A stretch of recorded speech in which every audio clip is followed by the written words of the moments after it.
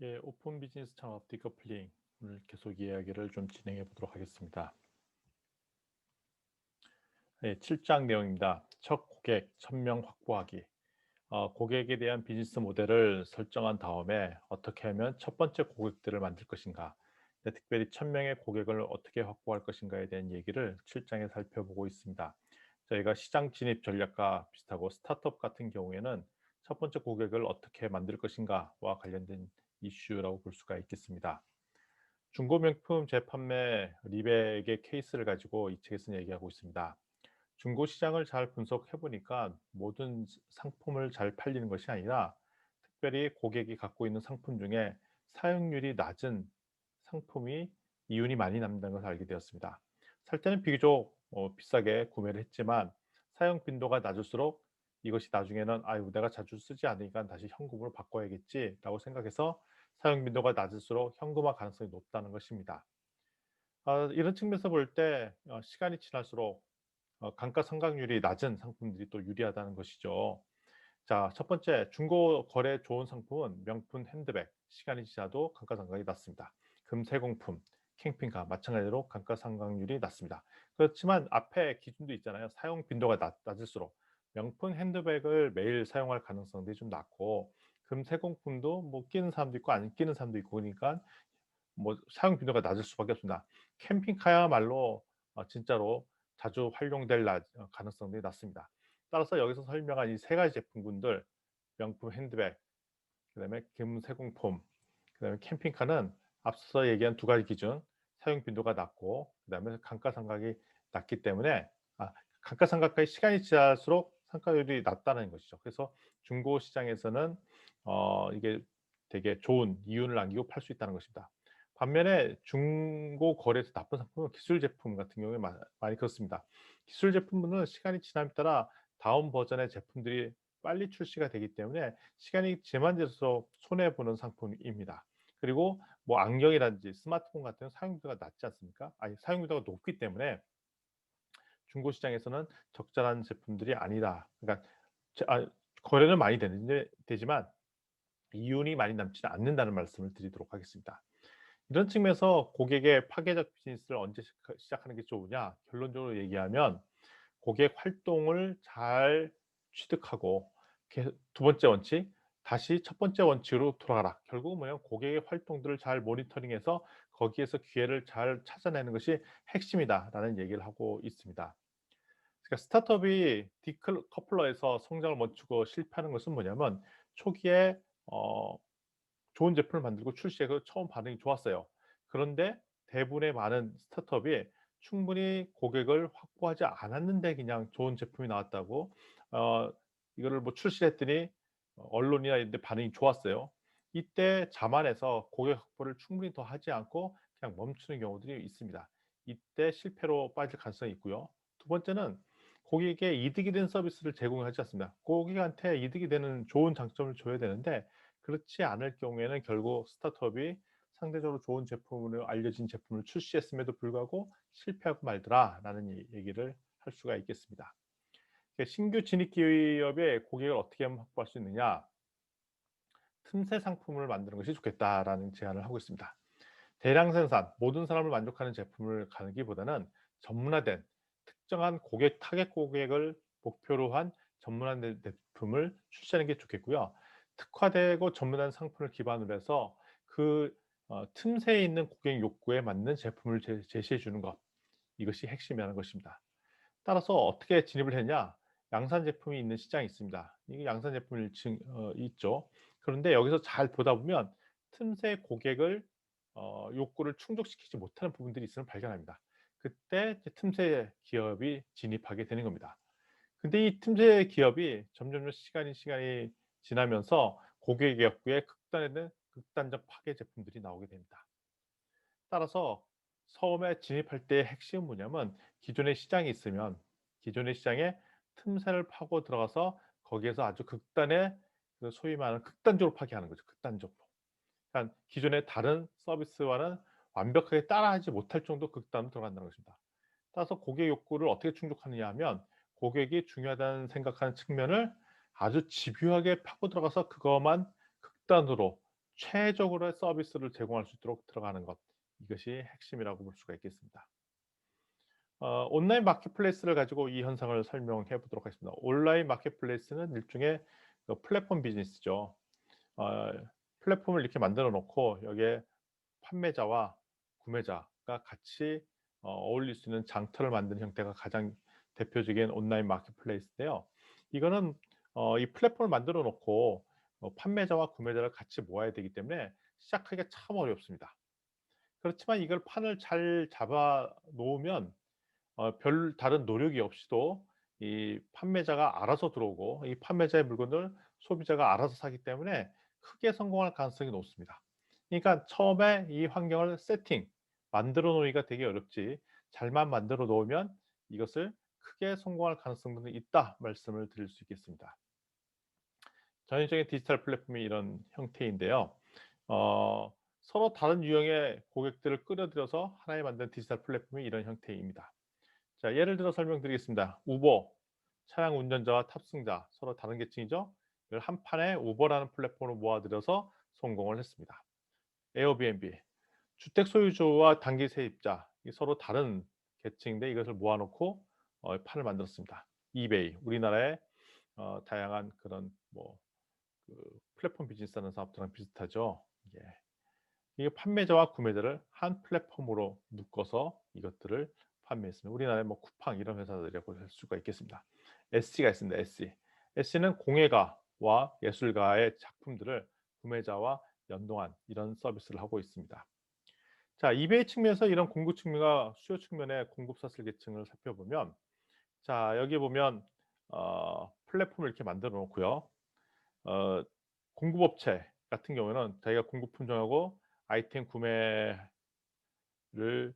어 등록하고 그러니까 어떤 아이템들 팔지하고 이 마켓에 등록한 다음에 그다음에 판매자로 등록하고 그다음에 아이템을 진열하고 아이템을 판매하는 배송하는 이런 프로세스를 가진 게 공급자가 갖고 있는 프로세스입니다. 이렇게 가고 있죠. 그래서 수요 공급자, 판매자고요. 그다음에 소비자 같은 경우에는 '내가 어떤 물건을 사야 될지 장터에서 알아보자.' 생각하고 이베이로 들어간 다음에 특정 판매자를 선택해서 어떤 물건을 사고 아이템 수령하고 이런 프로세스를 갖고 있는데 이 판을 이베이가 연결해 주는 플랫폼 역할을 했다라고 볼 수가 있겠다는 것입니다. 자, 다음에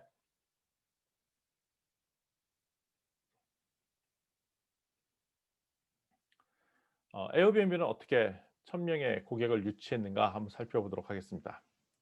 에어비앤비 같은 경우에는 본인이 이제 바게닝 파워나 고객 인지도가 있기 때문에 기존에 이 숙박과 관련된 유명한 사이트와 연대에는 뭐 강제적으로 했겠죠. 차별화해서 고객을 확보했습니다. 거기 보면 어 그레이크 리스트라는 그 사이트가 있습니다. 여기에 부동산 거래와 관련된 다양한 정보들을 담고 있는데요. 에어비앤비 사이트를 등록할 때 자동으로 어 그레이크 리스트라는 홈페이지에 등록될 수 있도록 연대해 줬습니다. 그러면서 오히려 에어비앤비에는 여기서 갖고 있는 정보, 여기는 뭐 각종 중고 제품 뭐 다양하게 다 들어가 있는데 그거보다 더 자세한 정보를 담을 수 있도록 해 줬습니다. 그러니까 여기에 더 좋은 정보가 있는 차별화가 되고, 그리고 모든 사람이 이용해서 한 그 중고 거래의 그 핵심인 그레이크 리스트에는 자동으로 들어가게 한 거죠. 그러니까 기존에 장을 마켓을 자시하고 있는 그레이크 리스트를 이용하면서 이거보다 더 극단적으로 차별화된 서비스를 해준 것이 에어비앤비다.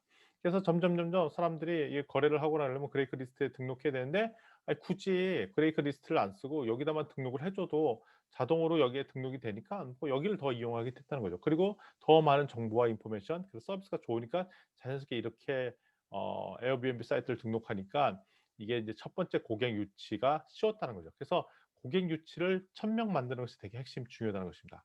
그리고 계속 실험 테스트를 했습니다. 왜냐하면 이것은 지역마다 고객의 반응이 다를 것이라는 전제를 갖고 있어서 지역별로 A/B 테스트를 반복적으로 했습니다. A/B 테스트는 뭐냐면 다른 조건이 동일한 상태에서 A와 B의 차이점을 두고 어느 쪽이 더 좋은 서비스인지를 효과적으로 계속 테스트하는 실험입니다.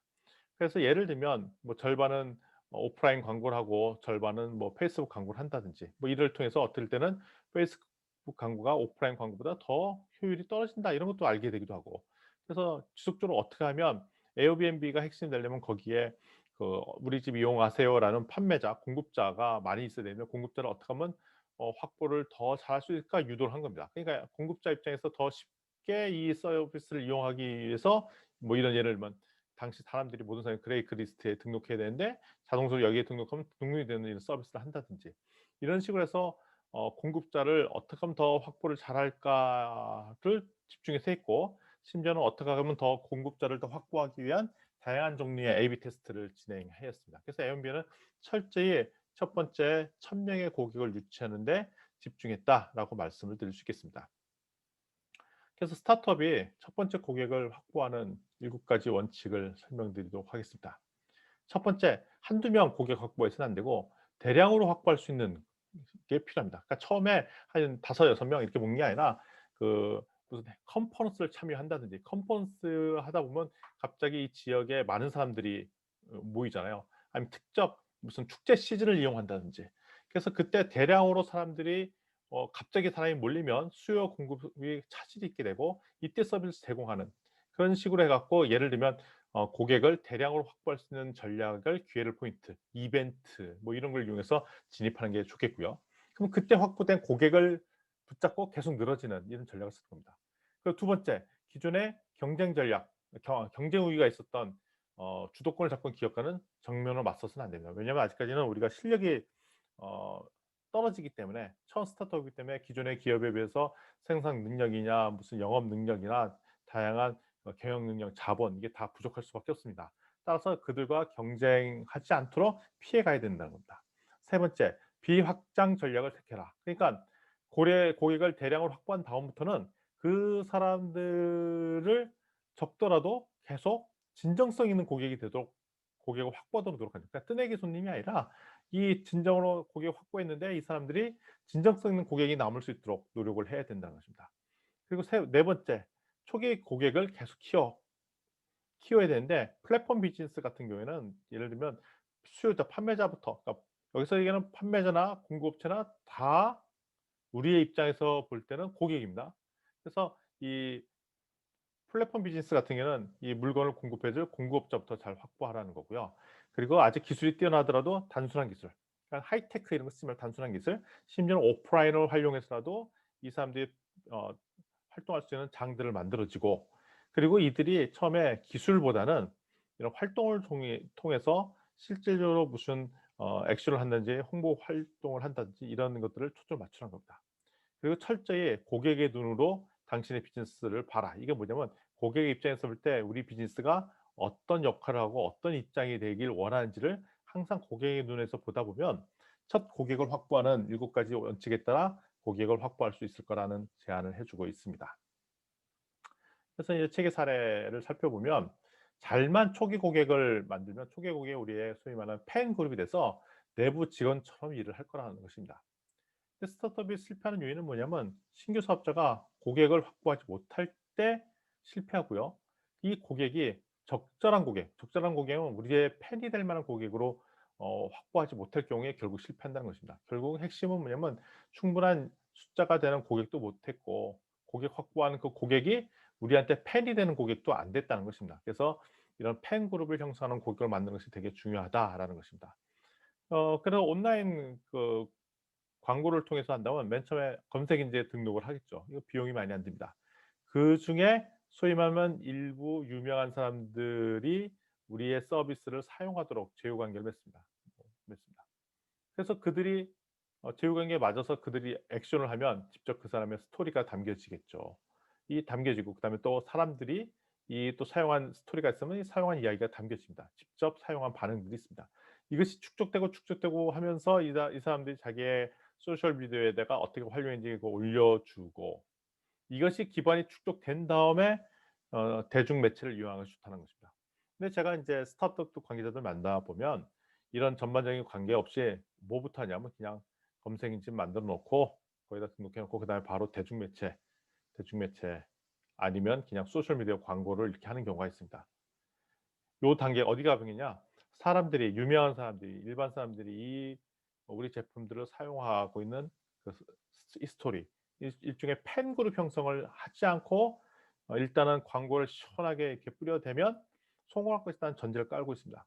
따라서 우리가 제품을 만들면 제품이 안 팔리는 이유가 우리의 소수의 충분한 고객을 확보하는 거는 광고 홍보를 잘못했기 때문에라는 오판을 하게 됩니다.